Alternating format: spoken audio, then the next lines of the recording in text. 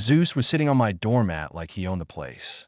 Not pacing, not whining, just planted, front paws neatly together, tail doing that slow, confident thump against the welcome mat I never liked but somehow never threw away. His ears perked the second my key scraped the lock, and the look on his face was basically, "Took you long enough?" And the wild part? An hour earlier, I'd been driving around Kansas City at 2 in the morning with my ex, calling his name in empty streets like two idiots in a sad, low-budget movie. The deadbolt clicked. Zeus stood up, leaned into my legs, and let out one relieved little huff like he'd been holding his breath for a month. The first thing out of my mouth wasn't poetic. It was, "You got to be kidding me." He sneezed. Then he trotted inside like this was all completely normal. Now, before anyone starts with the dog's consent emotion speeches, yeah, sure. But this wasn't some mystical thing. This was a dog making a choice with 4 paws and a brain the size of a sandwich. And somehow that choice landed harder than anything my ex ever said to me. And if this sounds like it's going to be a simple breakup story where the guy eats microwave dinners and stares at the ceiling, hold that thought. A month after she walked out, a golden retriever turned the whole city into one big return to sender label, and I didn't see it coming. 3 years earlier, I met Megan at a friend's 4th of July cookout. Nothing fancy, plastic chairs, someone overcooking burgers, fireworks that sounded like a trash can getting kicked down the street. Megan had that effortless social confidence, the kind where she could walk into a backyard full of strangers and act like she was hosting it. She slid next to me with a paper plate like we were old friends. "You look like you're judging the potato salad." "It deserves it," came out of my mouth before my brain approved it. She laughed like I'd just done a tight 5 at a comedy club. Finally, a man of standards. That's how it started. Her laugh, her certainty, me thinking, wow, this person has a plan for life. Turns out she had a plan for everyone's life, including mine. For the first year and a half, it was good enough. We moved into an apartment in Midtown. Nothing glamorous, but the radiator clanked like an old man complaining, and the window faced a little strip of trees that pretended the city was calmer than it was. Megan worked in marketing.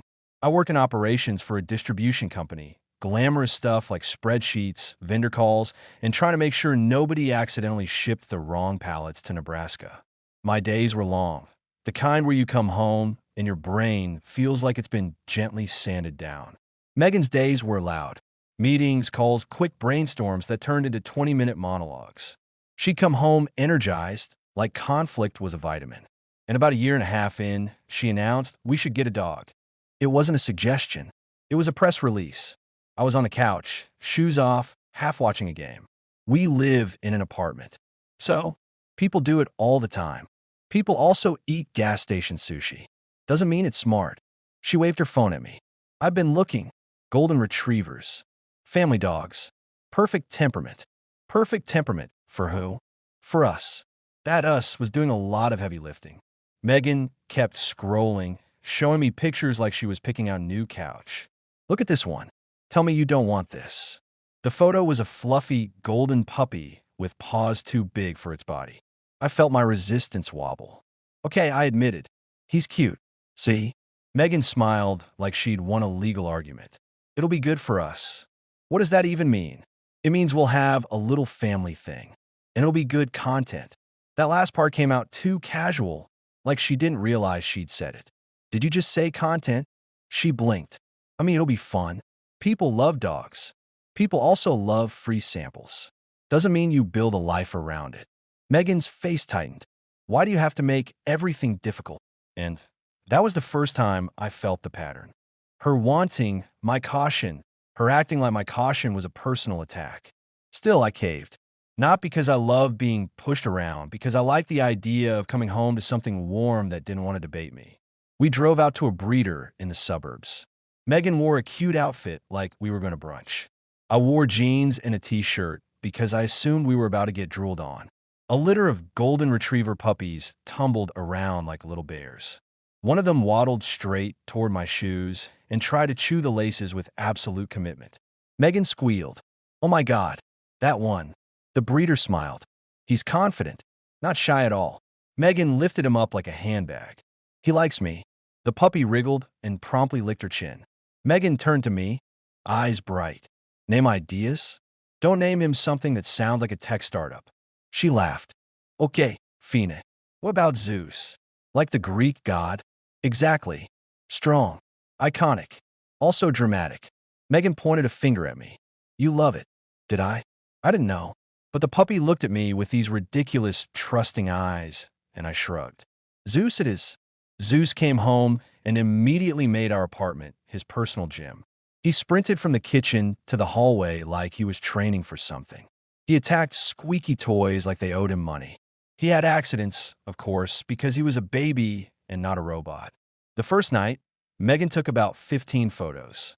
Hold them up like this, she told me, positioning my arms. No, higher.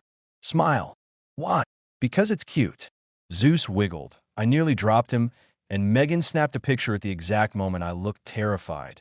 She posted it anyway. The caption was something like, Meet Zeus. He's already obsessed with his mama. Mama.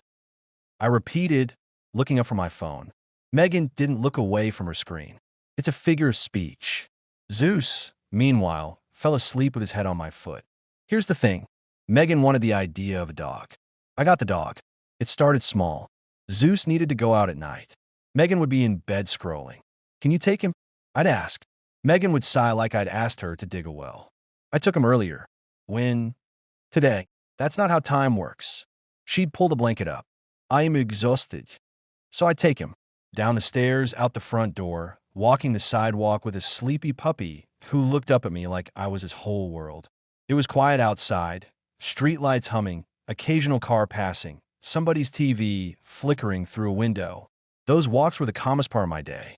As Zeus got bigger, I started training him. Not because I was trying to be the dog whisperer, but because I didn't want a 70-pound chaos machine. Sit, stay, he'll leave it. Basic stuff.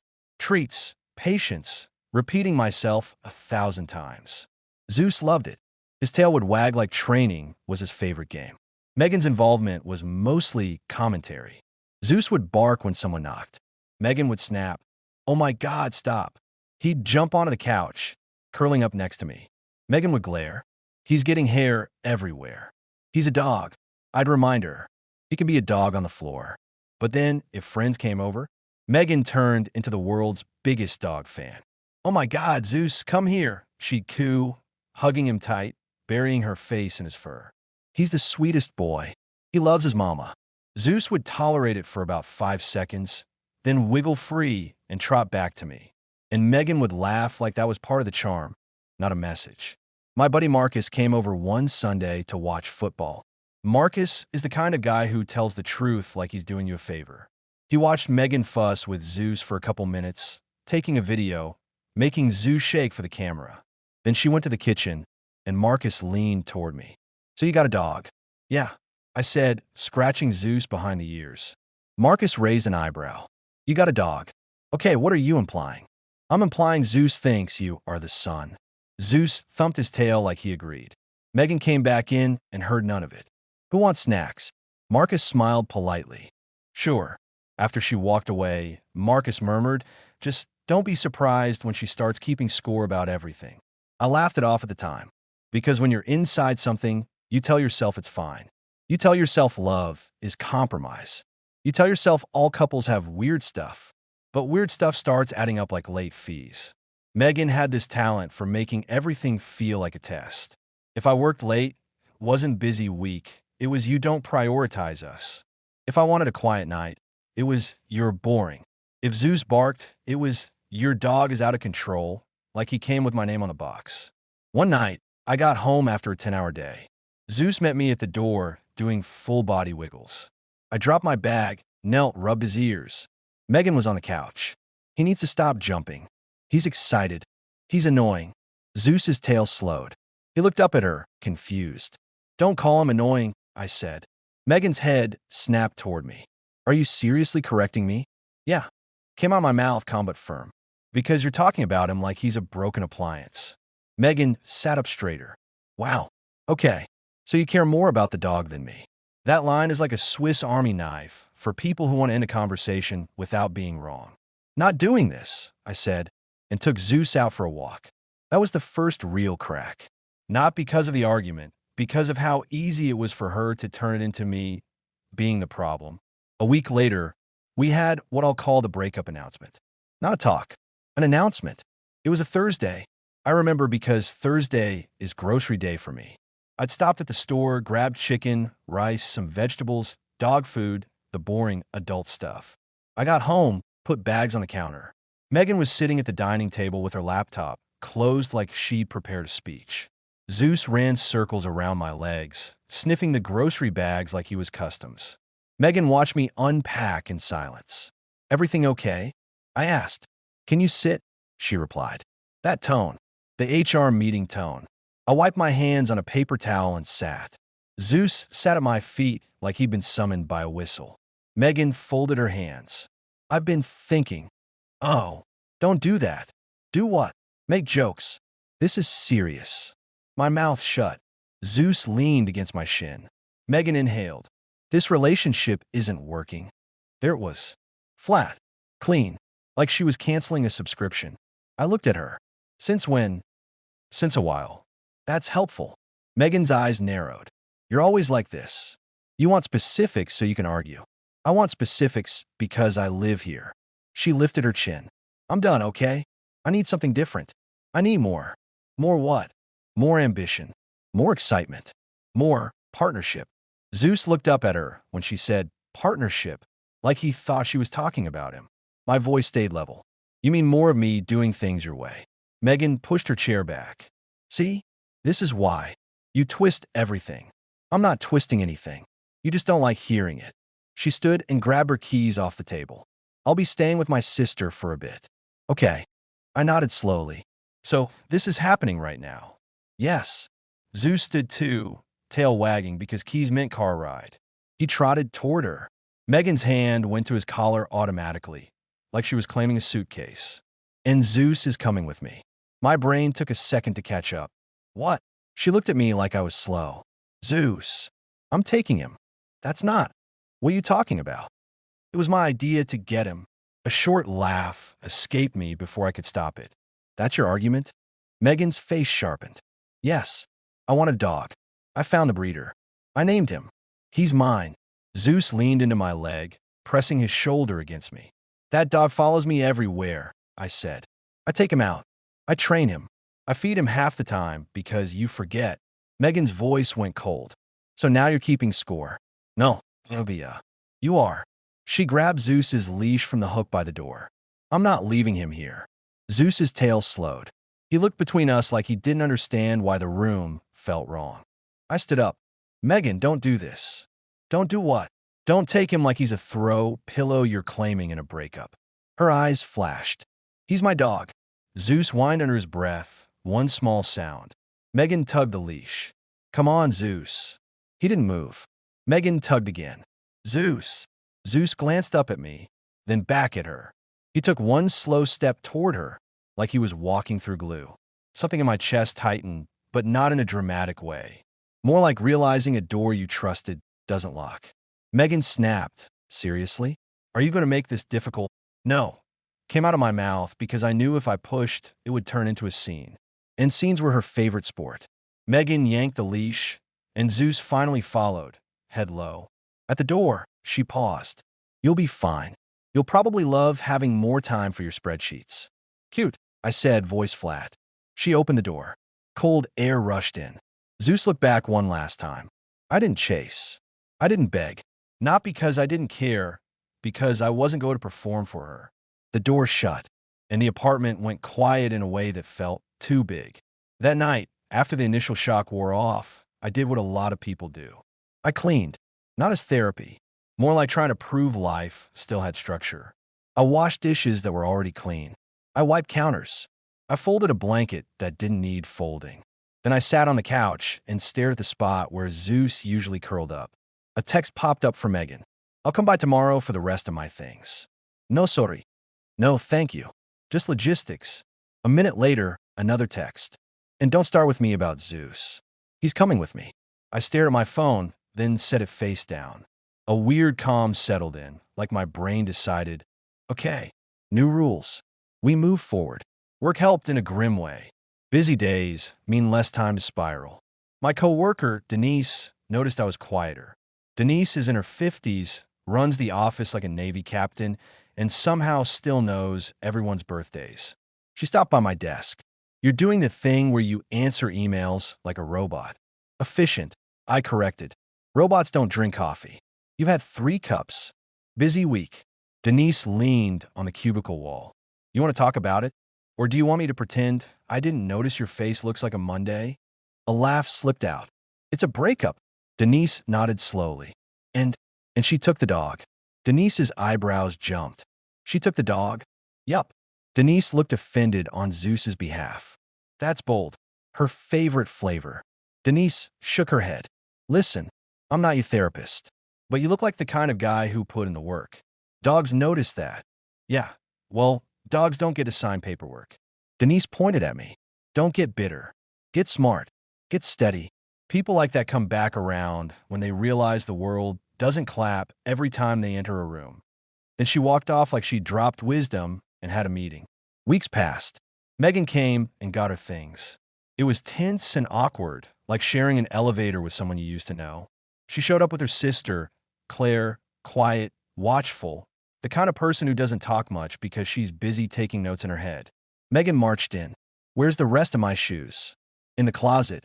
Megan rolled her eyes. "Of course." Claire gave me a small nod, like she was apologizing without saying it. Megan looked around. Zeus would have loved this new rug.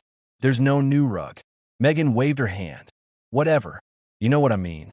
Zeus wasn't there to react, and Megan seemed almost annoyed she couldn't perform dog mom in my living room. As they carried boxes out, Megan paused at the door. "We're going to be fine, you know. Both of us." "Sure," I replied. Megan smirked like she'd expected sadness. "And Zeus is happy. He has a yard at my sister's." Claire's eyes flicked to Megan, like that statement wasn't fully accurate. "Great," I said, and held the door open until they left. After that, the silence became normal. Not fun, just normal. There were little moments that hit, though, like walking past the pet aisle at the grocery store and realizing I didn't need dog treats anymore. Like hearing a collar jingle in my memory when the apartment was dead quiet. Marcus came over one Friday with takeout. He dropped a bag on the counter. "You look less haunted." "Thanks," I said. "I've been working on my haunted look." He sat on the couch. "Any dog updates?" "Nope." Marcus chewed thoughtfully. "She really took him?" "She really took him." Marcus shook his head. If Zeus could talk, he'd file a complaint. "Zeus talks," I said. "It's just mostly about squirrels." Marcus leaned back. "Look, I'm not going to tell you some inspirational poster stuff, but you've been lighter, like you can breathe." That was the uncomfortable truth. Without Megan, the apartment was quieter, but it wasn't tense. No criticism floating in the air. No constant sense that I was failing a test I didn't study for. A month after Megan left, my phone buzzed on a Saturday evening. Her name popped up. I stared at it, then answered because curiosity is a disease. Megan's voice came fast. "Zeus is gone." "What?" "He ran away." "I don't know, he slipped out. We were taking groceries in, and he bolted." My first reaction wasn't sympathy. It was disbelief. How do you just lose a golden retriever? "Don't start with me," Megan snapped. "Not starting. Asking." Megan exhaled sharply. "Can you help or not?" A pause. Zeus's face flashed in my mind, his goofy grin, the way he'd sit like a gentleman when he wanted a treat. "Where are you?" I asked. "Westport area," she said. "Near my sister's." "I'm on my way," I replied. 20 minutes later, I pulled up near Claire's place. Megan stood on the sidewalk, arms crossed tight, hair pulled back like she'd been yanking it. Claire stood a few feet away, holding a flashlight, eyes scanning the street. Megan marched toward my car before I even shut the door. "Finally." "Hi to you too," I replied. Megan glared. "This isn't the time." "When is it ever the time?" came out of my mouth, and I hated that it felt automatic. Claire stepped in calm. "We've been looking for about an hour. He might be scared." Megan snapped. "He's not scared. He's stubborn." "He's a dog," I said. "Not a co-worker." Megan's eyes flashed. "You always have to." "Save it." I cut in, then immediately regretted the sharpness. Not because Megan deserved gentleness, because Zeus didn't deserve a night of us doing this. Claire raised her flashlight. We've checked the backyard, the alley, the park 2 blocks over. Okay, I said, slipping into problem mode. Any chance he has his collar on? Megan hesitated. Yes. Tag with your number? Yes. Microchip. Claire answered, he is, yeah. Megan threw up her hands. He's gone, okay? He doesn't listen to me. That line landed weird. Honest, maybe. Not intentionally. I grabbed a spare leash from my trunk, because of course I still had one, and started walking. Let's split up. Check the dog park, check the gas stations, check anywhere with lights and people. Megan scoffed. He's not going to a gas station. You'd be amazed what dogs do when they're hungry, I replied. We walked for hours. Megan kept calling, Zeus, Zeus, in that sharp tone, like she was trying to scold him into returning. I called his name the way I always did, steady, upbeat, like he was coming to get a treat. Zeus. Hey, big guy, come on. At one point, we passed a couple sitting outside a late-night diner. The woman looked up. You looking for a dog? Yes, I replied. Golden retriever. Big. Friendly. The guy nodded. Saw one like that earlier by the fountain over there. Megan jumped in. Was he alone? The guy shrugged. Looked like he had somewhere to be. That sentence stayed with me. Somewhere to be. Around midnight, Megan's patience ran out. Not in a sad way, in a blaming way. This is your fault, she snapped, stopping under a streetlight. My feet stopped. How exactly? Megan gestured wildly. He misses you because you made him clingy. Because I trained him, I replied. Because I took care of him? Because you spoiled him. Claire's face tightened. Megan. Megan turned on her sister. Don't. I looked at Megan, tired and cold and done. He's not a handbag. He's not a prop. He's a living thing that bonded with the person who actually showed up. Megan's jaw clenched. So you're saying I didn't show up? You want an answer? I replied. Yeah, that's what I'm saying. For a second, Megan looked like she might explode. Then she looked away. Whatever. Just keep looking. And that was the first initial conflict of that night. Her still trying to turn everything into winning and losing. A quiet second passed. Then, without meaning to, I caught myself thinking, this isn't even the worst part.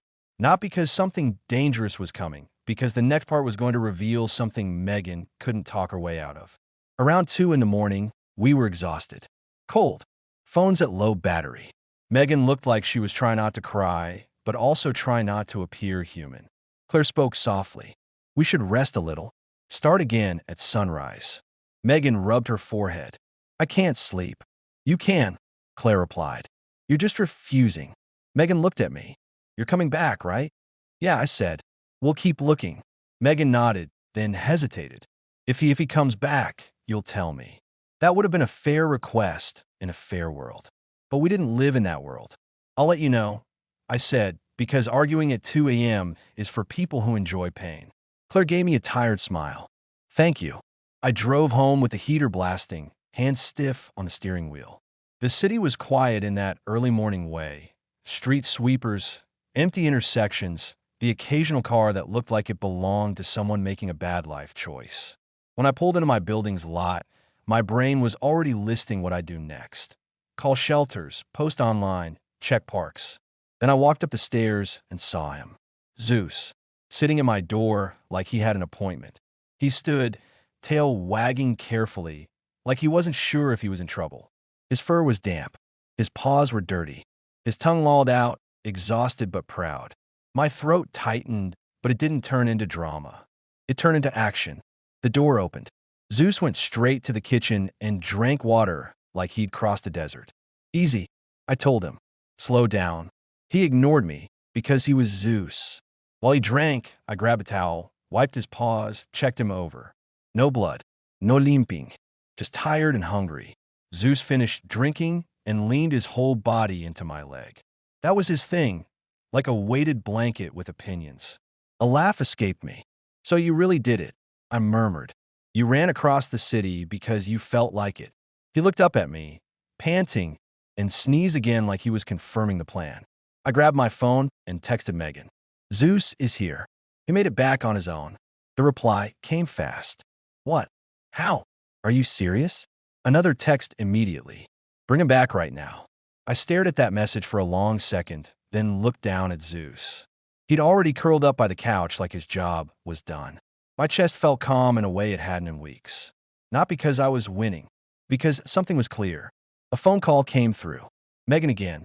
I answered. He's here. Megan's voice went sharp with relief and anger mixed together.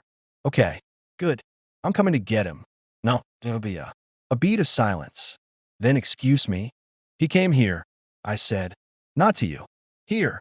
Megan laughed, short and offended. That doesn't matter. He's mine. Zeus lifted his head when he heard her voice through the phone. His ears pinned back, not scared, more like annoyed. Megan, I said, keeping my voice steady. You lost him. I didn't lose him. He ran. And he ran to my door, I replied. Through the whole city. That's not an accident. Megan's breathing got fast. You can't keep my dog. A month ago, that line would have hit me like a punch. Now it just sounded like someone arguing with reality. Here's what's going to happen, I said. Zeus is staying here. He's safe. He's home. Megan's voice jumped. You don't get to decide that. Actually, I replied he did. With his legs. Megan's tone turned nasty. You're doing this just to hurt me. That was her favorite way to frame things. If she didn't get what she wanted, it had to be about her. This isn't about you, I said. That's the whole point. A pause. Then Megan's voice softened, like she was switching tactics. Come on, be reasonable. I'm his owner. You're the person who wanted a dog-shaped accessory, I replied, and my own words surprised me with how clean they sounded. I'm the one who built a life around him. Walks, training, visits, mornings, nights, the boring stuff. Megan snapped. I loved him. Love isn't squeezing him for a photo and then yelling when he barks, I said. Love is putting your shoes on when it's raining and taking him outside anyway. Megan's voice cracked. So you're just taking everything from me. That line was almost impressive, considering she'd taken the dog from me a month earlier with zero hesitation. A long exhale went out of my nose. You already took what you wanted, I replied. And Zeus brought himself back. Megan sounded desperate now. Please, just give him back. That word, please, was rare from her. It didn't land like a heartfelt moment. It landed like someone finally realizing the world doesn't negotiate with tantrums. Zeus got up and walked over, pressed his head against my knee. Like, wrap it up. My voice stayed calm. Zeus is here. He's not going back. Megan's tone turned cold again because she couldn't stay soft for long. Then I'll come there. No, I replied, clearer now. You won't. Megan scoffed. Are you threatening me? No, I said. I'm setting a boundary. You won't see me, and you won't see Zeus. That's it. Silence. Then, quieter, Megan asked, so that's it? That's it, I replied. The call ended. The next morning, Marcus came by because I'd texted him, you will not believe what happened. And he showed up like it was a live event. He walked in, saw Zeus asleep on the rug, and froze. No way. Zeus opened one eye, then thumped his tail once like, yeah, I'm back. Calm down. Marcus stared at me. Tell me this is real. It's real, I said, pouring coffee. Marcus crouched, and Zeus rolled onto his back for a belly rub like he'd been gone 5 minutes. Not a whole month of new routines. Marcus looked up at me. So what now? What now as I keep doing what I've been doing? I replied. Work, walks, training, quiet nights. Marcus nodded slowly. And Megan, a small, tired laugh came out of me. Megan is going to tell everyone how she lost her dog and how I stole him. Marcus smirked. And anyone with eyes is going to see Zeus picked you. That's the part Megan didn't understand. She thought life was about claiming things, declaring ownership, posting the right photo so other people clap. But the real stuff? The real stuff is built in the boring hours, in the rainy walks, in the mornings when you'd rather stay in bed, but you get up anyway because a dog is doing that little dance by the door. A week later, Denise at work noticed dog hair on my hoodie. She smiled. Look who's back. Yeah, I said. He had a little trip. Denise nodded like she'd always known. Told you. Dogs notice. Megan texted a few more times. First angry, then reasonable, then a long message about how she deserved Zeus because she started it. I didn't reply. One afternoon, Claire showed up at my building. Not Megan. Claire. She stood in the lobby, hands in her coat pockets, looking uncomfortable. Hi, I replied, keeping my tone neutral. Claire glanced down, then back up. Megan's not handling this well. That tracks, I said. Claire almost smiled, then stopped herself. Look, I'm not here to argue. I just wanted to see if Zeus is okay. Zeus, as if summoned, trotted up behind me and leaned into my leg. Claire's face softened. He's good, I said. Tired that night, but he's fine. Claire nodded. He looks happier. Yeah, I replied. Claire hesitated. Megan keeps saying he ran away because he was confused. I let out a quiet breath. He wasn't confused. Claire looked at Zeus, then back at me. No, he wasn't. She lingered a second, then said, take care of him. Always, I replied. Claire nodded once and walked out. That was it. No big showdown. No dramatic final speech. Just the truth showing up in small moments until it was undeniable. Zeus settled back into our routine like he'd never left. Morning walk, workday, evening walk, sometimes the dog park, sometimes a lazy Saturday with him sprawled across the couch like rent was optional. And me? Life got quieter in the best way. More space in my head, more patience, less walking on eggshells in my own home. Megan wanted the spotlight version of a relationship. Cute photos, big gestures, people reacting. But when the real work showed up, she treated it like an inconvenience. Zeus didn't care about any of that. Zeus cared about who clipped the leash on, who filled the bowl, who showed up when the weather was ugly and the day was long. That's why, when he had the chance, he ran through an entire city and came back to my door. So yeah, she left and took the dog. And a month later, the dog came back on his own. So people call that luck. I call a pretty clear review.